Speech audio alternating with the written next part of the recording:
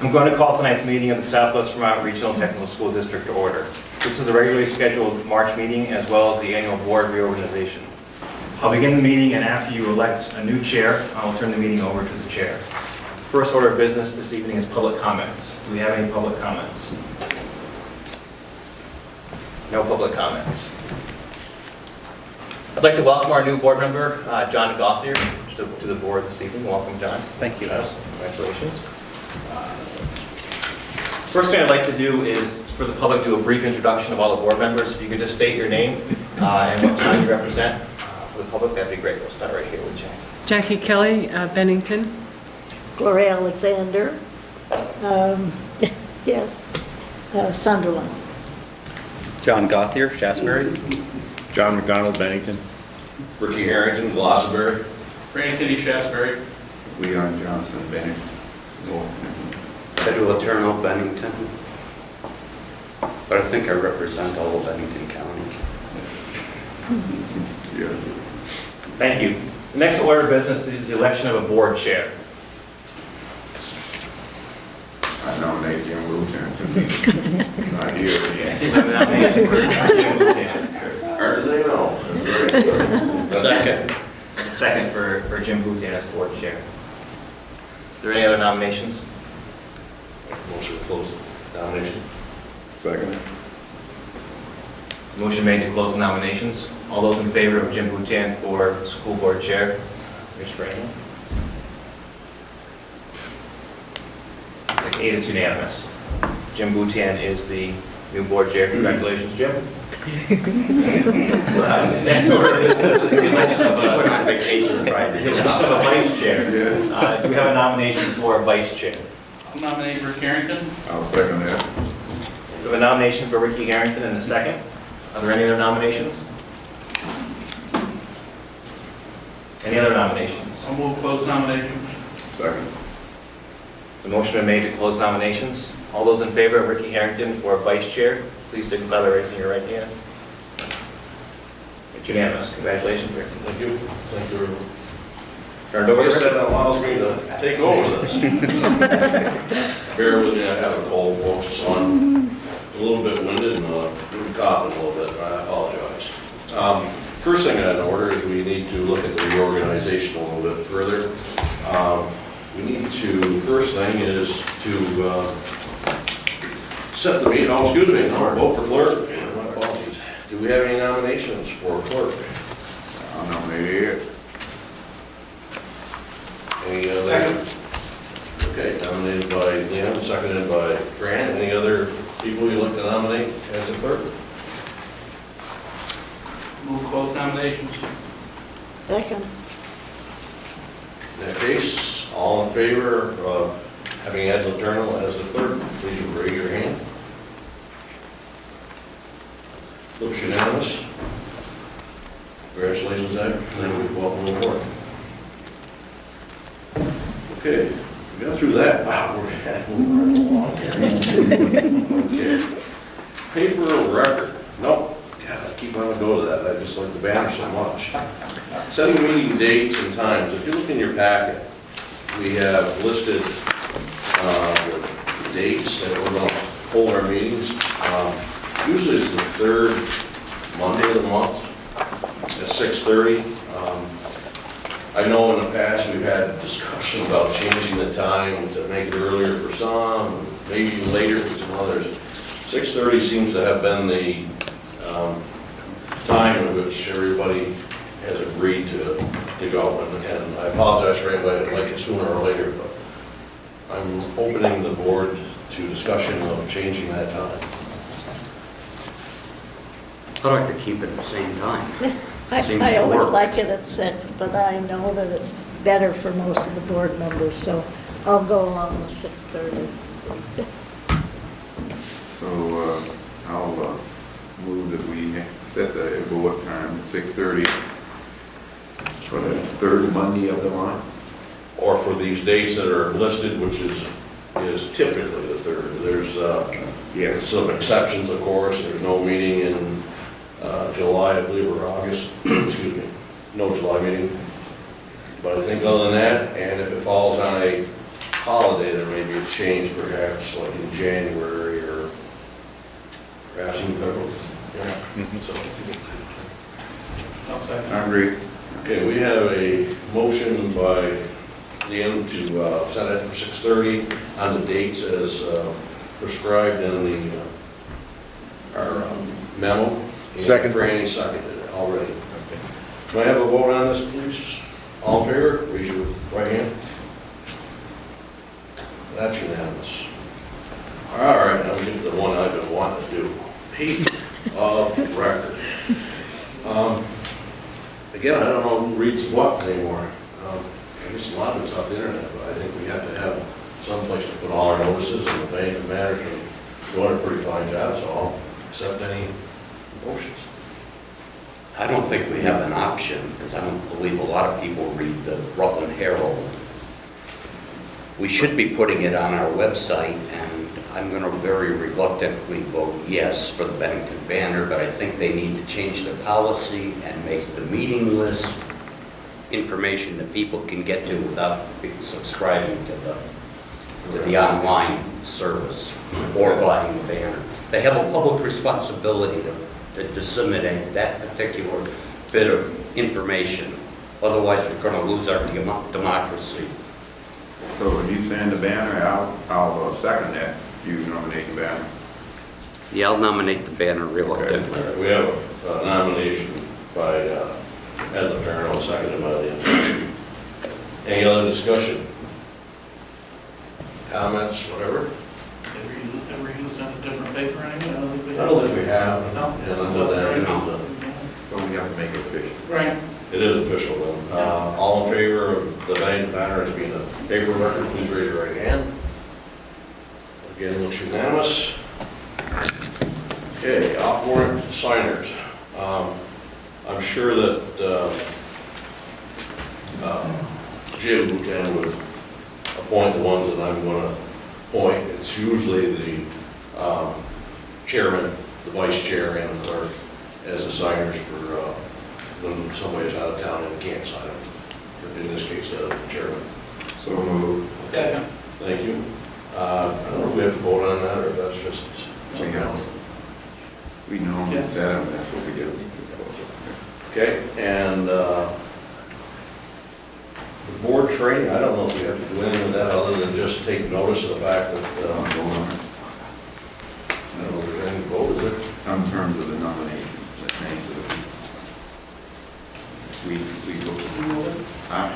I second it, So so we just need- vote on the name of the vice chair, chair, clerk. Oh, okay. That way there is official. All in favor of allowing Jim to be the signer, myself being the co-signer, and Ed being the clerk, the other co-signer? when we're not having normal meetings. Right, we have no meetings. All in favor, please raise your right hand. It's unanimous. Okay, board training. I don't think there's anything on there that we need to, I just bring to your attention that we have the Vermont Code of Ethics for the school board members. If you haven't read it, please read it. Please understand it, and we will look for a signature.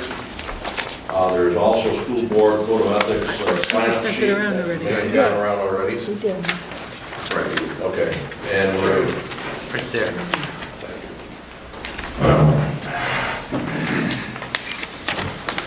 so we all sign this up there.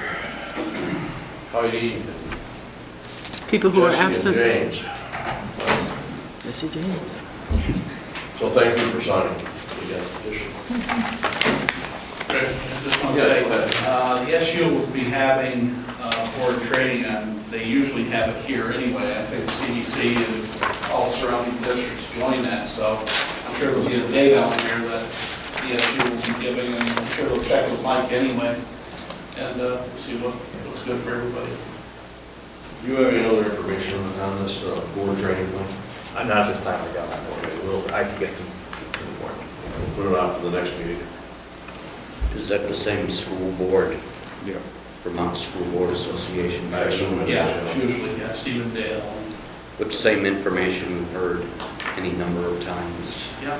We've been on the board very long, it's pretty much the same. Yeah. It's kind of boring, and maybe we should request that they do something different. Trying to. Well, I'll pass on that whole subject right now. Okay, I guess we'll move on, folks. I understand we got a presentation by the pre-law. How are you tonight? Just fine, thank you. We're gonna sit right about here if that's okay. That's fine. You come on up to the head table if you want. Now, we don't want, we want to be able to see what we have things to do. This was in your Dropbox, but this is a hard copy. Good. Before we start, I'll introduce three of my students to my right.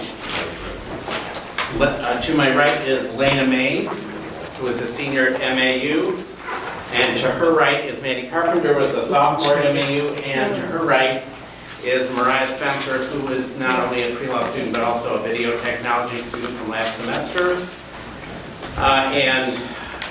Would also want to say that Tim Foley, as the video instructor, had a lot to do with what you're about to see and the process in which we're going to present.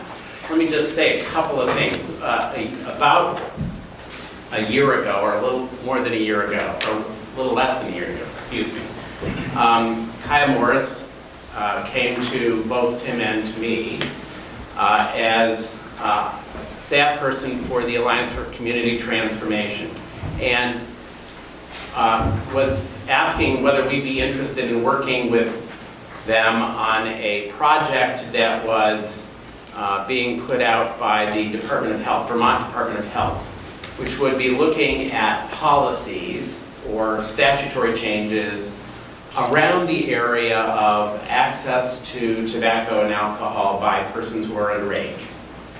And so part of what we're doing here tonight is a bit of a dry run. We're going to be heading up early next month to Montpelier to testify before the House Health Committee on our findings.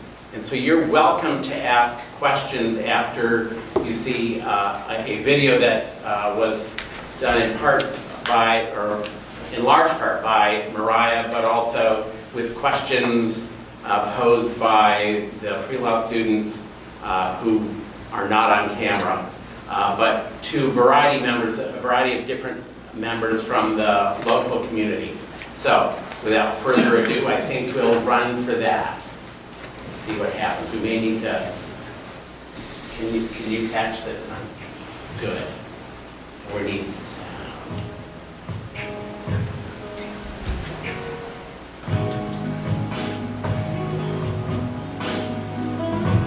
Said, we've done a great job on the not buying from a store approach.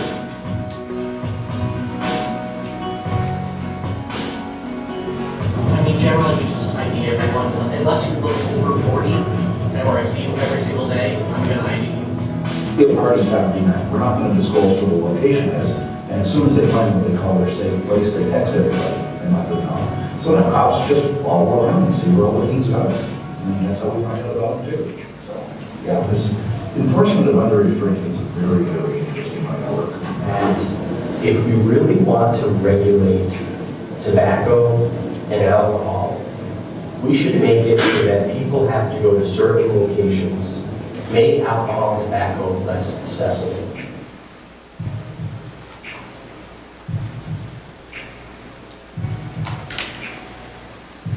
You can either go to underage drinking parties or, you know, do like a fake license and stuff and many other things. I think nowadays it's fairly easy when a lot of teenagers hang out with older people and, you know, they don't get it.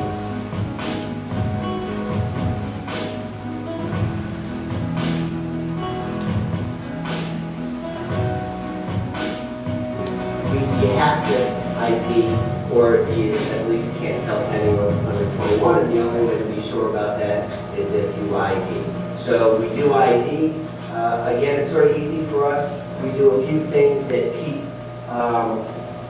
certain people out that may want to come here and buy alcohol illegally. We don't sell single heaters. You have to buy a 6-pack or larger. And if you look under 21, we charge it, no matter what. Even if you're older, we charge it.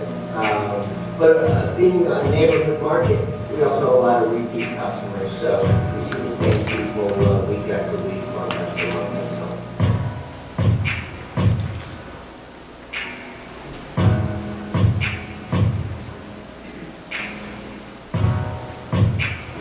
Tobacco products at this point are easily accessed by people that are less than 18. When the law is clear in the law, it must be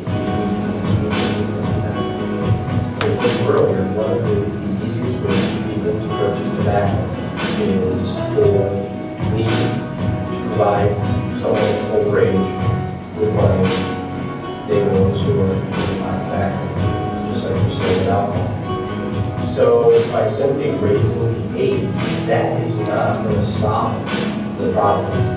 Drinking age in Vermont, Southern Penn College, was 18, and it went to 21. It didn't prevent those people that are under the age of 21 from actually being able to possess the product. So if you were to say to me, Chief, we want to raise the age to 21 in order to purchase or possess tobacco products, I may agree with you, but I would want to know from you how you plan to enforce that. What means do we have that are going to allow law enforcement to actually enforce this law? There are a lot of laws on the books, but having the means to actually enforce that would be key to the success.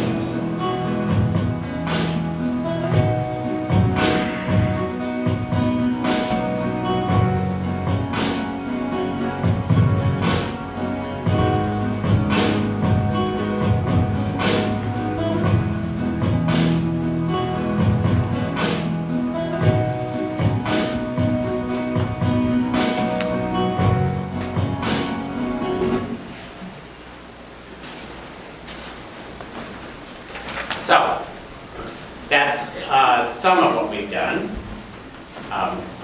You're welcome to, well, actually, I'm going to ask folks if they have anything that they particularly want to say to you about our findings, if there are particular things that surprised you in the process that we found out, or not. What surprised us? Yeah. Well, I think what surprised us was like how teens accessed the products. Like, we thought that they accessed it from the stores, but it was really from their parents or going to underage drinking parties, and it wasn't the store's like fault, basically. It was more on the parents. So that's definitely what surprised us. So in terms of accessing both tobacco and alcohol, we've found that it's highly unlikely that you can change much of that by stressing the sale any more than we already do. I think we need to do a lot. We do that, but and in fact, the state data shows that we're not finding lots of underage sales. Those are really have dropped quite low.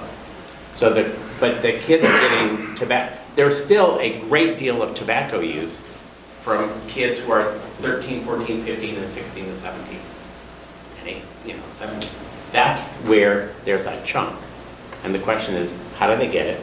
And what can we do to stop it? Or what can we do to help that situation? That's really been one of our stresses, don't you think? Mm-hmm. Okay. Questions? Liam? Just one of the questions that we've had this on the books for quite some time, and then we've had campus problems. And I just wanted to know that you look at any of the data interview that Mount Anthony has, or the group that has, when it deals with offering tickets to users of tobacco on the grounds here, and found out information from them how they would recommend that we do something about it along that line. So did you look at any data from any of that data that was gathered? The ticket data? Yeah. It's not readily available. Oh, it's not? that a confidentiality issue? I don't think so. I don't really think that there's any reason why we wouldn't necessarily wouldn't have been looking for identity of the persons with tickets. It was just the sheer number that you would. Just the number and how easy it was for them to get things, and the method by which they was acquiring it is what I was thinking you might have got out of that by peers on the school grounds. You did a bunch of some interviews, and Tiffany did some other interviews of the students. Where were they saying that they basically obtained their tobacco, for example? Parents, older friends, like people who were able to go to the stores and actually buy it legally, and then they would like hand them a couple or whatever. That's almost always it. That's the exact, what's happened when I was a teenager. Here was 18, and if it wasn't for my older brothers or friends, I probably wouldn't have had the beer, but I had it because I've got a lot of older friends. I'm sure that's what's going on here. One of the things I was wondering if you've even considered about maybe talking about or discussing is, why are cigarettes legal? Why don't they make them, everybody says they're terrible for you, why don't we just set it right down and say that's it, you're not selling them, it's done, it's over. Why don't we do that? Money, yeah. Money. It's all about money, folks. So I have a little bit of problem with some of these shows that we put on, because ultimately we're still allowing it. It's just we're just trying to control who's using it.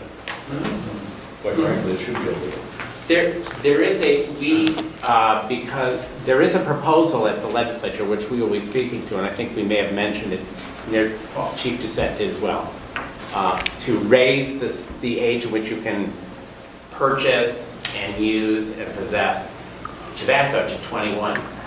You want to mention any of our theories as to why that might not be a grand idea? Maddie, you had a particular important, do you remember your response to why we would not want to raise that? This is an actual proposal before the Health Committee. Do you remember? Older friend, right? Yeah. It worked so well with alcohol. Right. Yeah. It works so well with alcohol. Obviously, that's going to be a real problem. Here's one of the, I guess one of the things that we all sort of looked at was that one of the dilemmas we have is that tobacco is an addictive item. It's a substance that, the nicotine is exceptionally addictive. And we've been doing some brain study, the study of teenage brains. It's even more addictive in teenage brains because the brain hasn't fully developed. And so one of the questions that we were looking for, and it has not been easy to find, is, are there treatment programs for cessation for kids who are between the ages of, say, 14 and 18, where their possession is illegal? And quite frankly, there was a state program that had maybe, 100 kids in it? Oh, yeah. And how many kids from Bennington? 0. We did have a person who was trained, but we didn't do it here. And really, 100 kids out of the state of Vermont. I will say the nurse's office at the high school has it available. You can go to the nurse's office and say, I want help with this, and they will help you. They'll give you resources. They've got it out there. It's not like it doesn't exist. There's just nobody really access. The access to cessation issues is a real issue for kids, I would say. I don't mean to have a debate, matter of fact. No. I'll cut it short, but it just seems at that age, as I recall, again, we're going back so far, I just can't remember. I don't recall any of us saying, man, I gotta stop drinking this beer on the weekends. I can't have that cigarette after class. I just don't remember us ever saying that. So I don't know, it's a problem, but I don't know if the person who has the problem is ready to admit to it and get help. What do you think? Well, I only know of one person who tried to get help, but she kind of stopped. She was actually going to the nurse, and she was one of the girls who helped me with the film. But I think she stopped. I'm not sure. I haven't really talked to her. Uh, I kicked it a long time ago, it's not an easy one to kick. I've got it. Yes, there's. Of course, this raises a bigger question with all addictions. You know, this is just one or two. And Vermont is ready to bring on another one and make that legal. And so if you can't do this, how can you control the other? What do you think about the legalization of marijuana? Do you have, they have questions about that one, I think, as I recall our conversations in class. Do you want to be upfront about where you are? I mean, I don't think it would help, honestly. I don't see where that would just bring on more problems. Because we already have enough with the alcohol and tobacco issue, so why bring that into the mix? That's my statement. The biggest difference is how it leaves you. And it stays with your system for a long time, and it decreases the synapse, which means in your brain, which means you don't function well. One of the questions that they've asked, and I think we asked Chief Doucette, was how would you determine, because he did raise it as well, how would you, is there any way to determine whether anybody is driving under the influence? And there really isn't a way yet to do that, so it's problematic. Yeah, John? Well, the only other thing I was thinking of is a lot of time for many people, social acceptance and smoking cigarettes or drinking or use of marijuana, they go hand in hand. One does not occur without the other. And so I think you're battling more than just the addictive quality of the material, but also the social aspects of it, you know. And not everybody wants to say no thanks, you know. Yeah, So he's- doesn't mean we shouldn't try. It just means Yeah, so he's saying that we need more people like you. Have a comment? Yeah, I want to let the board know that Mariah is going to be picking up on the education piece, continuing her work with Kaya Morse and the Alliance for Community Transformation, trying to come up with a social media campaign or some way to get to better educate teens as part of her co-op this semester, and is going to be mentored by the gentleman sitting to my left, Fidel Moreno, who is an accomplished filmmaker who is going to be working with both the group at Community as well as Morale. So perhaps we can report back to you about the work that she'll continue to do at the end of the semester. I'm just curious, would you consider setting a limit on it, say, for the time you're in high school? You know, when you graduate from high school, you would not be restricted. So in other words, eliminate 21 and make it 18 plus high school graduation. And I'm only asking because, well, I don't think any of these things are appropriate, especially while you're in high school. When I was 20, I was in the Air Force and handling top secret codes that could launch nuclear weapons, and for somebody to tell me I can't have a cigarette or a beer is a little bit over the top. That was a demonstration of responsibility at that particular age for me, and I don't know that we could. I think we need a different limit than just a blanket number of age. Right. And it might be exceptions according to what you're doing at a certain age. And I just wondered if you had considered any alternatives to Setting the age at 21 for alcohol and 18 for cigarettes? Which is what it is. 21 and 21. Well, we aren't in favor of going to 21 for cigarettes because it's not a functional. Yeah. That's never going to work. Can't enforce it. You can't, there's no way to enforce it. Well, we were actually thinking about it today and discovering that to some degree the whole 21 issue is really just it's a social construct date. It came as part of it. That's probably a much bigger issue than we were looking at. So we didn't really spend any time researching on why 21 and not 20 or not 19. Because I don't think I don't think any of us thought there was any chance of going back to, because the feds have said that's where the money is. So we never even looked at reducing the age for alcohol to 18 or 18 plus a high school diploma, which would be an interesting, that would be just an interesting enforcement issue. Yeah. I wanted to go ahead and say something else here for Bruce and for the board. After reading all this, and I wanted to say how this can happen within the school. Well, I want you to know that you have a policy that's 6500C that we worked on that allowed the classes activities to, it says community service projects, to take on projects like this within the classroom and interact with private business personnel and train students and produce something along this line. So I just wanted to make, I didn't see that reference anywhere in the document, and I said, I just want you to know we have something that says you can go out and do this, and you followed it right to the T. I was reading it, I got it right here. Well, I will say that this project was the very first one I raised with the former superintendent at the time, saying, is this something that we can do as a project that would drive some of what we're going to do in the classroom? Yeah. I just want you to know and this is good. It followed it right to the T. I think it's very well done, and you all should be applauded. Well, we'll see how this works.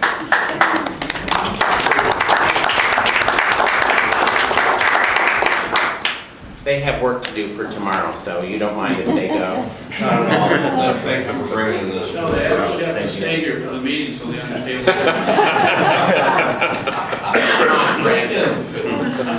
Yeah, thank you. Good night. Thank you. Good job.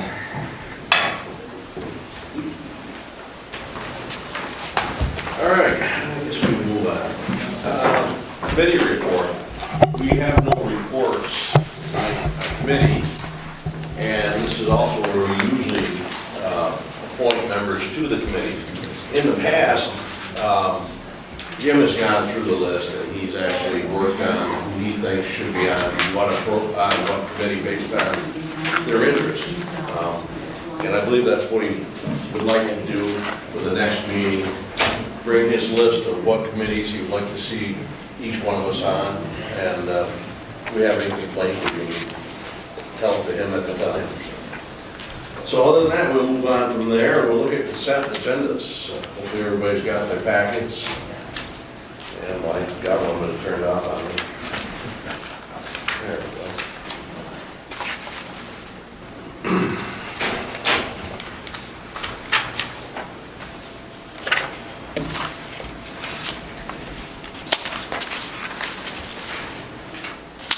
That's good. It's really past the stuff to me. I was First, think about it, but I wouldn't mention it. Go over here. All right, consent agenda.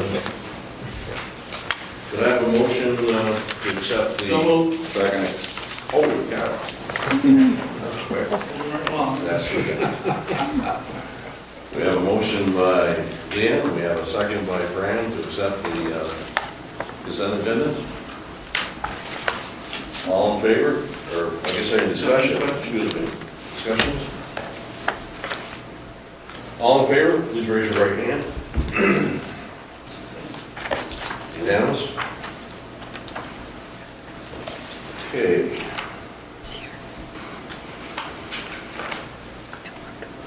Cash flow statements were in our folder. We don't usually do anything with that other than acknowledge it. Same way with the revenue and expenses. I think we're down to the superintendent's report. That was quick. What? Maybe for you. Yes, I do pass these to you now. Good evening, everybody. I'd like to again welcome our new board member, John Gauthier, to the board, and also congratulations to Heidi, Jackie, and Ed on their re-election.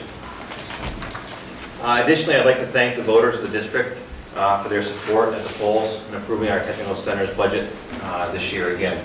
Approval was close to 3-1. I think that we brought forth a very responsible budget, and that was approved by the voters unanimously, so thank you for that. The superintendent's report, my report, will be fairly brief this evening. I want to bring you up to date on the most recent developments here at the school, what we've been working on the last month since the last board meeting. I'm going to go back to just Friday, a couple days ago. These are in your Dropbox, but I wanted you to have paper copies instead. Friday was an in-service day, and our school has joined Technology Centers That Work, or Tech Centers That Work, a division of SRAB, which is the Southern Region Educational Board.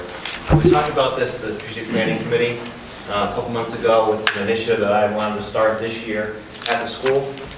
We had Linda Jackson here. She's the director of Tech Centers That Work based in Atlanta to do a half-day presentation with our faculty and staff on Friday.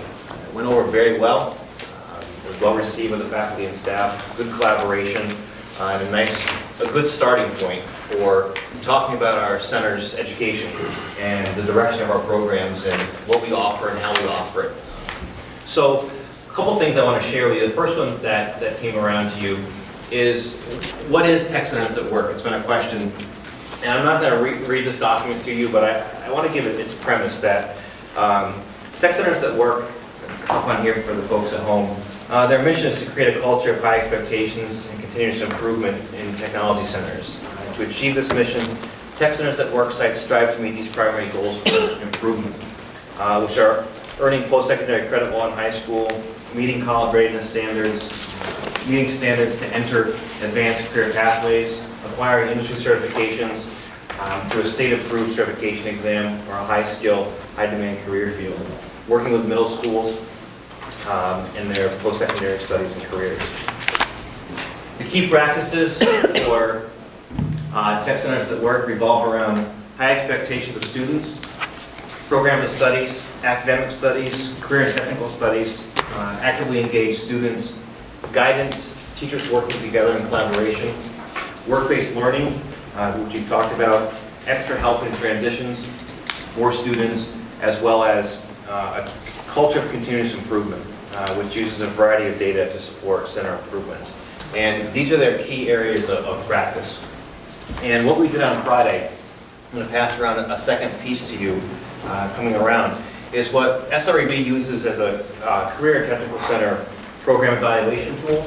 And the word evaluation is kind of strong. It's more of a reflection of what we're doing. And I'm going to be bringing this forward to the Strategic Planning Committee as well as this board as we move on. But I wanted to talk to you about the 18 key indicators that SRAB uses to talk about the quality of our programs here at our technical center, and any technical center for that matter. So the other one that's coming around to you is a rubric from SRAB that we went through on Friday as an exercise with the faculty and staff. Much more in depth than what you're seeing here. This is just the cover sheet to give you the 18 categories. Hopefully, they're a little hard to see on the screen up here, that's why I did pass them around. SRAB looks at our program of studies, and that is not our physical program of study, it's what we offer here as a technical center, from our short blocks to our full programs. What our CT syllabus looks like, our work-based learning, our CTSOs, which are career and technical organizations, embedded literacy, embedded numeracy, use of technology, professional development of staff, guidance and advisement, parental involvement, articulation and dual enrollment agreements, our advisory committees, marketing, public relations, and community outreach, and enrollment, retention and completion, post-program positive placement, state assessments, and industry credentials and technical assessments. Those are 18 key areas that Tech Centers That Work focuses on, and they range anywhere from a 1 to a 4 for level of implementation. 1 being we're not doing it, to 4 being the gold standard of a national standard. I can tell you that in these 18 categories, we have some that are at a lower level and some that are at a higher level, and that's okay. We've identified areas that, as a faculty and staff, that we feel need improvement. We feel that we're strong in. And we're preparing those reports now to bring to strategic planning meeting, which will happen next week, about where we are in the overall center. This tool will then be disseminated to teachers individually to work on what does it look like for your program, for particular programs. Because some programs are very strong in some areas and you might need some improvement or enhancement in other areas. So this comes with a 18-page rubric from 1 to 4 that I didn't want to attribute to the board, that was just too much for tonight. But this has been a goal of mine to join Tech Centers at Work, and we've done that. And I know that Meg and Marie Pierre were there on Friday and participated with myself, with the faculty and staff, and I think they would agree that it went over very well. You know, as new initiatives are hard for folks to buy into, and I thought they did a great job. It was a lot of good conversation. I don't know if anyone of you guys want to add anything about Friday. I mean, I think one of the benefits of Friday was to see program teachers, you know, have really rich conversations. I don't think they have opportunities where they get to do that. What was helpful for me, since being new to the CDC, was to be able to witness that, but then also see how common each group was as far as areas that need improvement or enhancement, areas that were doing well. So, you know, I think agreement can be hard to get sometimes. So I feel like we're on solid ground as far as agreement is concerned, and now we can move forward. This is just the very beginning of a relationship with Tech Centers that Work. This was the very first workshop that they offer. TTTW offers a variety of services from this very beginning workshop to start talking about quality education to anywhere from 2-day, 3-day, 5-day professional developments about career and technical education and how we offer to our students on these 18 key indicators. So, you know, one of the recommendations from Linda, who was here on Friday, was this is a working document. This is nothing that's going to happen overnight. We may pick 1 or 2 of these areas, and that's what we're going to focus on, for example, for the school year. Some initiatives can be very quick, and other ones are very lengthy, and she cautioned us to take our time with some of these. For example, like our CT syllabus. That might be a 6-month discussion about what does our syllabus look like, what do we want it to include, what shouldn't it include? Should it be standardized for the center, should it not be standardized for the center? So there's a lot to look at, and I think the healthy discussion and rich discussion, as Meg put it, on Friday was very nice to see amongst the faculty and staff, to start talking about education and our students. It was very rewarding, and I'm looking forward to future collaboration with Tech Centers that Work. I don't see anything but good coming out of it. So I'd like to pause just for a second and take questions, if there's any from the board, just about Tech Centers that Work, what they do, or anything else that I can answer for you. Schools that have gone through this, and I don't know if it's been around long enough for other schools to have completed it, but is this a 2 or 3 year process, a 4-year process for? My understanding is, assuming you want everybody at level 4. That would be the gold standard. You know, I don't know if any center will ever be at 4 all the way. But certainly at level 3 and a 4 in a lot of them. It depends on how difficult it is. Are we at a 1 need to move to a 4, or are we at a 3 need to move to a 4? And so it could take 2 or 3 years, 4 years to meet all these goals, or less. Tech Centers that Work has been around since 2007. High schools that Work, their sister component has been around a lot longer than that. High schools that Work determined they needed to have a specialized division just for shared time technical centers, which we are. You know, our students come to us for part of the day and leave the other parts of the day. And so Linda, who was here on Friday, I forget how many Tech Centers she's visited in the last couple of years, 60, something to that effect, technical centers, everywhere from a half-day visit to 3- and 5-day assistance visits, like almost like a NEAM visit. So schools that have embraced Tech Centers that Work are considered high-performing schools nationwide with their standards. So it kind of brings some standardization to the table to talk about education. This year alone in Vermont, we're the fourth tech center to join tech center to work. So we're not there by ourselves. And actually, Linda is flying in this week to meet with the Agency of Education to continue a partnership with SRNC. So the state has bought into this model. We're the fourth tech center to buy into it, so to speak. And I think there's going to be more. It's got gained a lot of traction in the state. Jack? So, is it my understanding is that you self-rate?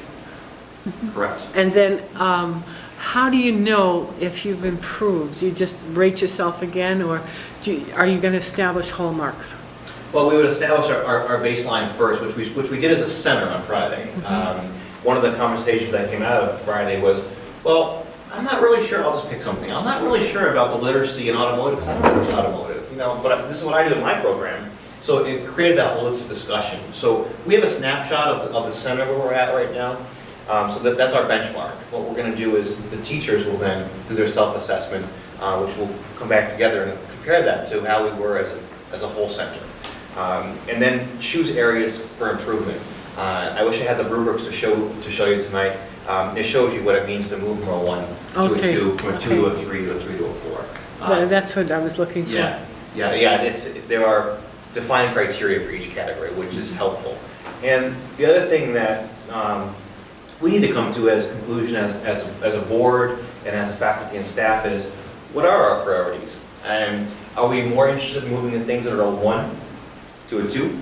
Or are we more interested in moving things that are a 2 to a 3 to a 4? And where are we at on those? And that's, it's an interesting discussion. Because there are some, I don't think there's anything that's in the 1 category, from my recall. There's some that are just barely in the 2, and there's some that are higher. I mean, we're all over the place, which is fun. So that's a good discussion. Where do we want to move? The 1s, the 2s, the 2s, the 3s, 3s to 4s. I'm assuming that this is an ongoing kind of thing, though. You can't stop looking at it. If you got to a 4 and everything, you would still need to look at it to make sure you maintain that 3 or 4 status in every one of the 18 areas and in every program. Exactly. So, it is ongoing. It is a long-term commitment on the school's part to belong to an organization like this. And, it is about school improvement. And, as I say, we have many things that we're doing incredibly great here. And we have some things that need some enhancement. They bring you the materials to, or help you develop the materials to do this, and then you do it on your own. Do they have any kind of a process where they look at what you've looked at? Yeah. There's not a certification, but some sort of judgment that they make with regard to it? Yeah, that's a good question. And what they'll do is, one of those services they offer is called a TAV, a technical assistance visit. And it's when you've already kind of gone through the self-assessment, when you've gone through it as a whole faculty, as programs, and kind of reported out, and you're kind of at a pause where we're at. They'll come in and do a technical assistance visit, which is a mini NEASC review, really. But it looks at all these things on a school level, and where are your challenges, and how can you implement them? Where can you improve? Where have you improved? And to give you benchmarks. And I served, I think I talked to the board about this back in December, I served on a technical assistance visit in Brattleboro in early December to kind of find out what SRAD was about, and I liked what I saw, and that gave me an eye opener. There were classroom observations that talked about the campus, talks about delivery of literacy and numeracy, and how is it embedded in classes, or is it not embedded in classes? And kind of come up with a comprehensive report at the end of it, of a snapshot of where you're at. So, and are you going to have like a little display of where you are, and then how much you've grown, like in 6 months? Or I imagine it can't happen overnight. I mean, I wouldn't expect a month-to-month report, but maybe, maybe sometime in June. Maybe quarterly or something. Yeah. Yeah. What I plan to do is, like I said, the data is still raw from Friday. It's being typed up with our challenges and our strengths in the area. And I want to share those with the strategic planning committee next week. And I actually have this blown up in a huge, I didn't blow it up, but Linda did, in a huge poster that shows where we're at as a center. And that's where we're going to start. And I think that's going to be easier to update you in some areas than others. Some are a much longer process.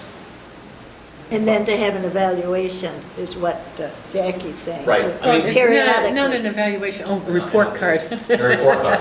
I mean, I think that, looking out, we've just started this relationship with them. I certainly see us doing a technical assistance visit. I wouldn't imagine it'd be any time before the middle of next year or further out. We gotta see where we're at with this first and see what the progress is. But a technical assistance visit, what I like about all this, there's no I got you. There's not about doing anything wrong. It's about how can we improve. And I think it's important not to have a gotcha tool. It's not about that. And that's the biggest thing I took away from the TAV and Brattleboro was about how can we help this school enhance areas that they need enhancing in and commend them on things they're doing well.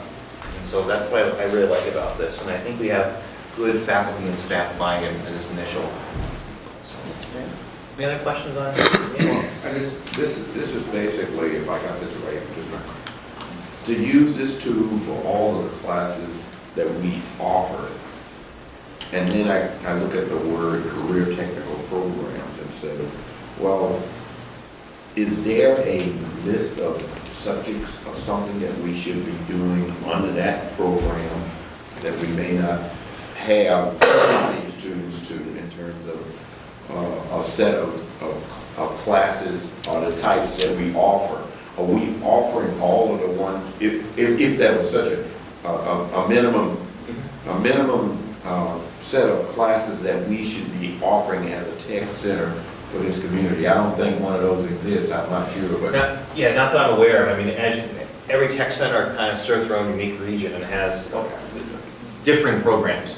And, one of the things that this organization can do is look at what we're offering. They also offer some advanced career pathways in areas like IT and manufacturing and design, engineering, and I'm missing another one. I think like something we wouldn't probably have like aerospace or. But they have a list somewhere, is what you're Yes, saying. yes, they're out there. That's what I was just wondering, whether it was a list that exists that said, okay, but then we put out assessment, we offering all of these, but aerodynamic, Not a good fit for our community. That's right. I mean, submarines is not a good fit. Might be interesting, but not a lot of jobs here with that.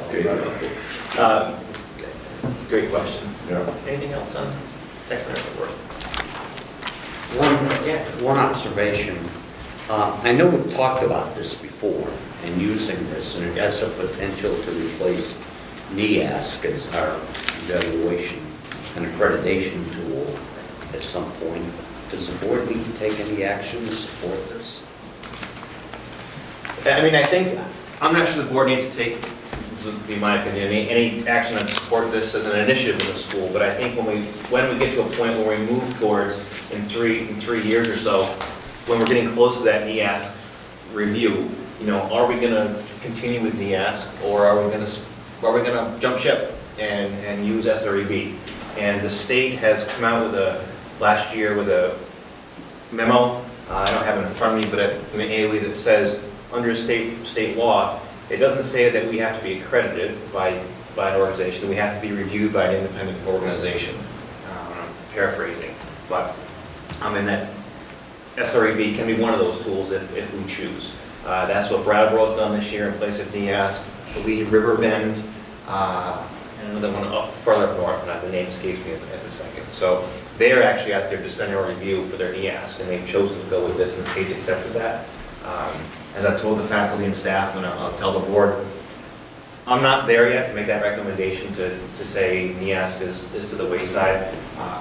I want to still learn a little bit more about tech centers that work and what they're missing that NEASC has. And I'll point out one thing that I noticed in Brattleboro, there was no place to address like facilities, or space needs, where in NEASC they lay out facilities and maintenance, and that wasn't really in SREB, because it's not what they're about. They're about student outcomes and performance. So there's a couple of things I feel that's missing, but we're still 3 to 4 years away from a NEASC review. So I think that will have time to flesh that out.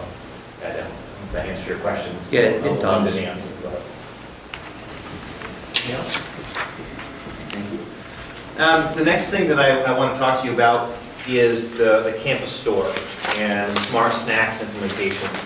As you probably remember, last year or the year before, there was some it's controversy is going on, but some questions about the new Smart Snacks initiative by the federal government in Vermont, and what that meant for campus stores, culinary programs, etc.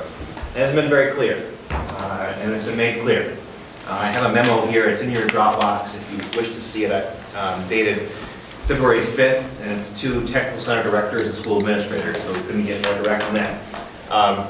It's lengthy, I think it's 3 pages, but I'm going to read to you a portion of it that affects our operations here at the tech center.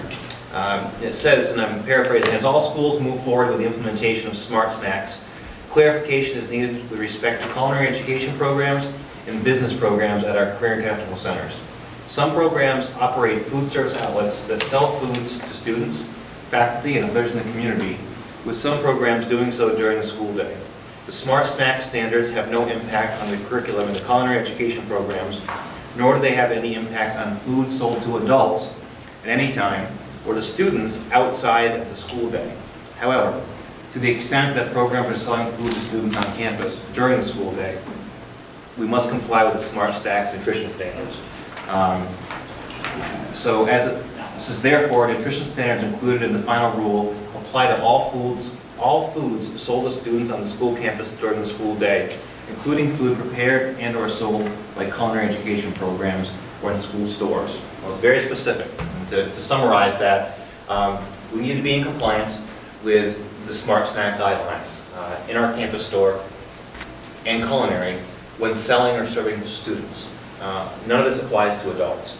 So they have given us a list from healthygeneration.org about what meets the criteria for a healthy snack under the guidelines.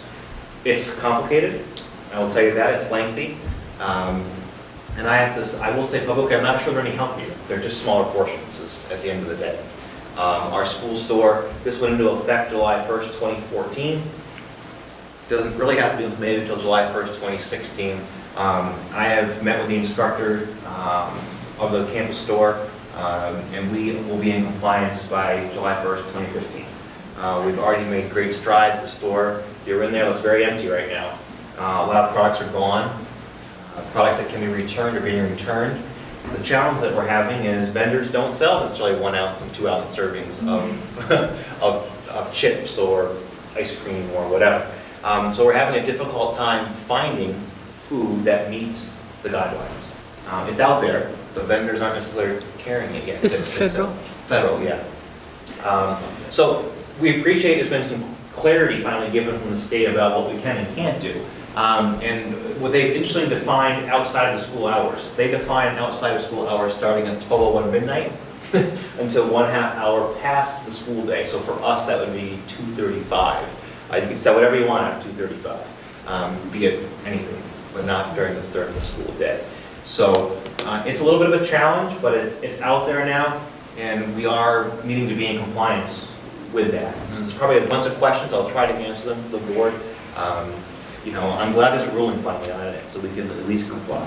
So, Leon, I think I saw your hand. I can't find it, first of all. It should be under Superintendent Miscellaneous. It's the first one.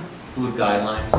And then after that, this is something that should be going to the policy committee in terms of the implementation of this, in terms of acceptance and having some guidelines to put along guidelines. So he's saying there's some of the. It should be in your board packet and towards the bottom under Superintendent Miscellaneous. I got RGB and then I got the package for the day, the 15th. And then, let's see. While he's finding it, what's interesting is evidently this kind of memorandum reached the State House too. Okay, food guidelines. It was the banner. Yeah. Okay. We might see some changes. Leon, I just highlighted the part that applied to us. It was kind of a lengthy memo. Okay, so we should, what I'm saying from just hearing what you, because of this campus being joined with Mount Anthony, and they've been talking about some things, and they have food service guidelines and so forth. So now we say we have a document for technical centers in terms of that, and so we would need to look at and develop a policy around this. Yeah. These rulings. but I want to bring the board to date on that. It's relatively fresh, February it came out, so it's, you know, we knew it was coming, and I'm thankful, and I think the store is to provide some clarity on what can and what can't we do. I mean, it was always up in the air before about what is healthy, what isn't, what size can we sell, what can't we sell, and now it's clear. We're working very hard to be in compliance a year early with that, so kudos to those in the campus store working to find these products. They're not easy to find. What do we do if vendors can't provide the sample size, portion size that the memo Says we have stipulates? I suspect there's, as Jack alluded, there might be a little bit of tweaks to this. Vendors don't necessarily carry this size products. Yet. I think as time goes on, they're going to have to. I know one of the things that the instructors found in the campus store is that they sell these sizes, but for vending machines, like for snack rooms and things, not necessarily for retail sale in a store. So I think it's just going to take some time to adapt to what these standards are. It's so preliminary, really. This ruling was just out last month. We were even questioning, well, can we sell coffee anymore? Like that, because can you sell caffeine? And you have to drill down into the law, and yeah, you can serve caffeine to high school age students, but not middle school and below. So we were in these discussions like, what if we can't sell coffee? We can sell it to adults and not to kids, And so it's kind of ever moving, but I want you to know we're taking action on it, and we're being proactive with the store rather than trying to put our heels up and say we're not. I'm sorry, is it appropriate for public comment? No.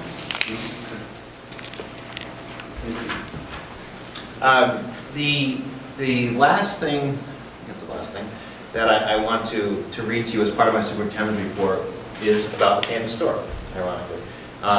DECA is our CTSO for our marketing program, and I want to read a letter to you dated February 18th that's written to our DECA advisor, Lori Wright. It is also in the Dropbox under Superintendent Miscellaneous. It says, "Dear Lori, congratulations, the DECA-operated school-based enterprise at your school was one of 285 school stores in the nation to achieve gold certification for 2015.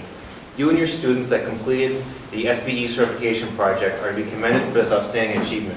Your school-based enterprise will be recognized for this accomplishment at DECA's upcoming International Career Development Conference in Orlando, Florida this April.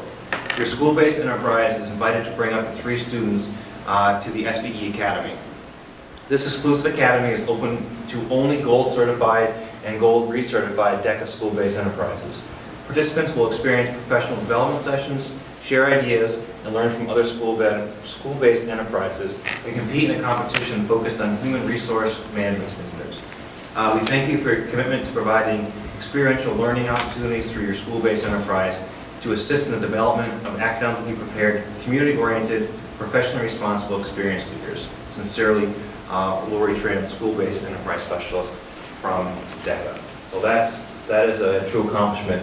285 stores only nationwide, and we are the gold standard for our students. So that's quite an accomplishment. So congratulations to DECA and the students in that organization. It's a great accomplishment.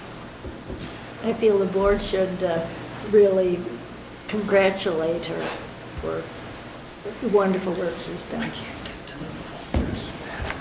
That's the end. That's the end? Okay, very good. We have tonight a executive session for personnel reasons. I'm going to do contracts evaluations. I guess we can go to that. Action items, okay? We have field trips. A bunch of several. Yes. It's that time of year. Can we just approve all in one shot, or Yes. want to go through them? All right, make the motions. Approve all at once. And a second? Yeah, second. Okay. Katie made a motion, Leon seconded. Any conversations, discussions? All in favor, please raise your right hand. That's unanimous. Approval of equipment purchases for culinary. Yeah, I guess you do. Absolutely. Sorry, I didn't mean to jump in there. As the board probably knows, we every year receive an equipment grant from the state of Vermont. The average grant varies from $26,000 to $29,000 every year. It has to be spent within guidelines. Every item on the list has to technically be $5,000 or more, has to last an average of 5 years or longer, and it has to be relevant to current industry standards. So we can't just buy anything we want with it. There's some pieces behind it. Administration took a close look this year at what our equipment needs in the building. The last 2 years, your equipment grant has funded new smart boards in classrooms. Those are $5,600 or so a piece. We're only a couple classrooms short of having the latest generation smart boards in the classrooms. The equipment grant will not fund smart boards for a third year in a row. That's just, we weren't even going to ask for that. So we looked at what our needs were. And the biggest needs are in our culinary program. When the culinary program was started, which many of you were on the board then, a lot of the equipment was either bought used. I believe some might have been donated. I wasn't involved with the culinary program, I mean, I was here, but I don't know all the details. But there's some need for new equipment in there due to the age of the equipment. And the things that we would bring to the board to buy out of the equipment grant are a double convection oven, a steamer, a smoker, and two serving tables, a hot table and a cold table. All these items are over $5,000, which requires the board to take action on them, with the exception of the hot table and cold table. There's kind of a funny story behind that. They actually sell a hot table and cold table in one unit. And that's what we were going to buy. It wouldn't fit through the door. So I jokingly said to the state, can we cut it in half? You know what? Because together they cost way more than $5,000, but apart they don't. And I explained the situation to the state, and they said it was agreeable to them that we could purchase them separately, even though it was under the $5,000 threshold by a small margin. So that's what you have before you tonight. The quotes are in the Dropbox, as well as the cut sheets on the equipment. You know, the prices are there, and those are the 5 items that we would like to use with the equipment grant. And it expends almost all the funds on the equipment grant. So move that, I want to move it because I wanted to make sure that we approve the purchase of that. Second.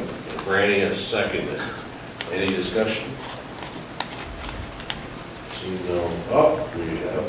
One quick question. If we don't spend this money, we have to give the grant back to the state, right? Every penny of it. So We actually don't get the money until we spend We don't it. get We have to spend it. So thank you. One other question, Yes, John. how close does that bring us to like industry standard in terms of equipment for the entire center or just culinary? For the culinary program. It brings us much closer. Some of these things we don't currently have in there, like a steamer or a smoker or the hot and cold tables. The double convection oven is replacing a single convection oven that wouldn't necessarily be found in a restaurant of today's standard. There are a couple more things in there that could probably use to be updated, like there's a different type of dishwashing system, a hot system that the instructor would like versus the chemical system that we have. But it was more of what's our immediate need, and it's these things. And, you know, we're going to be making some purchases for culinary. The program has grown, and it has a different instructor, and it's got a different feel to it. You know, it seems foolish to say things like, there needs to be more outlets in there, and we need more mixers, and just things that we don't have, and that seems crazy to talk about, but now that the program's more established and it's got a track, we know what it needs and what it doesn't need. Which I think will be the same as true of our other programs as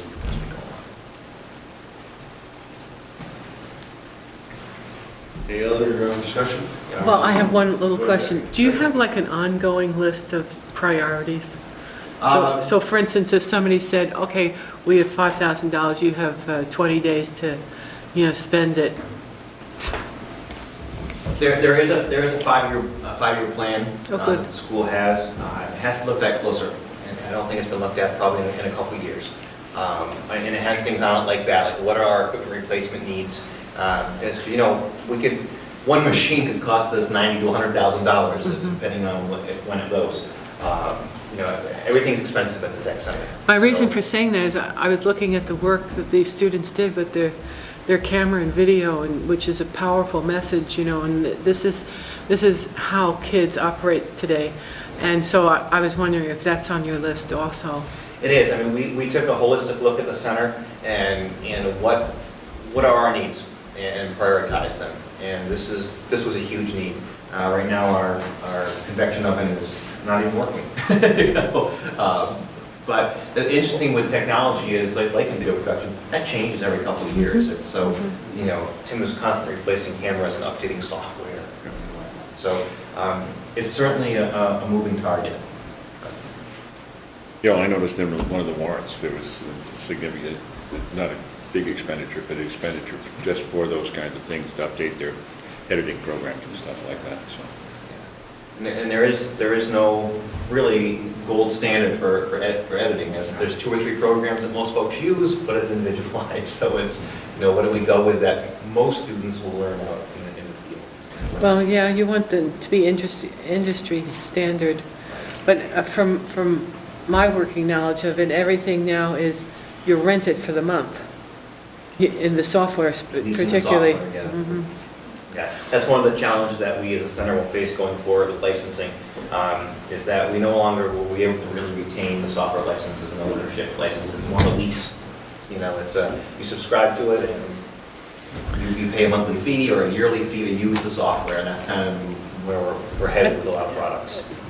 A Photoshop doesn't have software anymore. You can only rent it online. Unless you're a school. Pardon? Unless you're a school and you can still, at this stage, buy the whole package, yeah. For $500 and something a piece? No, actually, it's not too bad. Okay. It's manageable, but, yeah. I have a motion and a second, and I think we've discussed it. All in favor of this purchase, please raise your right hand. All in favor? Unanimous?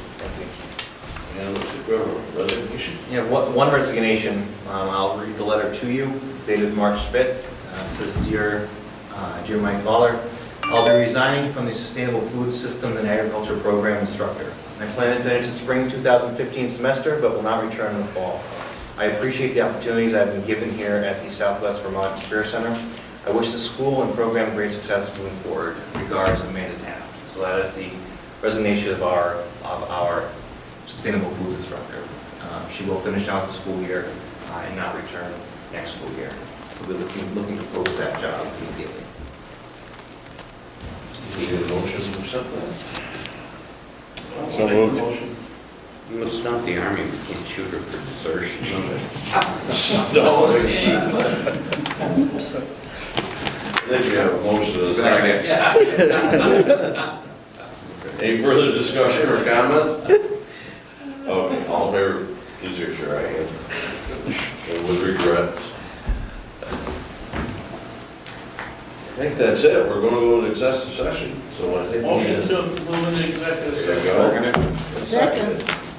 All in favor? Please raise your right hand. To say for what? We already just. You did. First one. Congratulations. Okay. And we're going to go into the law enforcement. Will we be coming back in here for access? Yes, we will be coming back.